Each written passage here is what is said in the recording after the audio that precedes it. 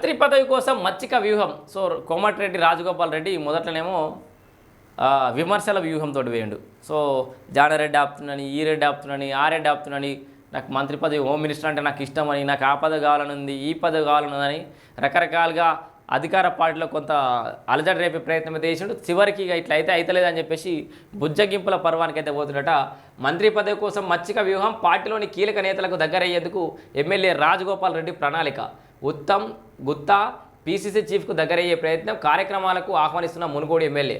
పొగడ్తలతో ముంచెత్తున్న Rajagopal Reddy, minister post కోసం కోమటిరెడ్డి కొత్త ఎత్తుగడలు, ఉత్తమ్కు సీఎం అయ్యే అర్హత ఉందంటూ కామెంట్లు.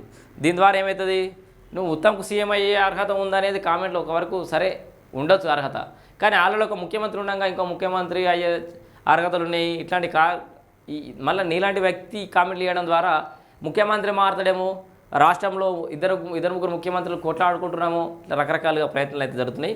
వచ్చే నెలలో కేబినెట్ విస్తరణ ఉంటుందని పీసీసీ చీఫ్ అయితే చెప్తుండు. సో మొత్తంగా ఇది రాజగోపాల్ రెడ్డి మంత్రి పదవి కోసం కొట్లాడుతున్నటువంటి అంశం.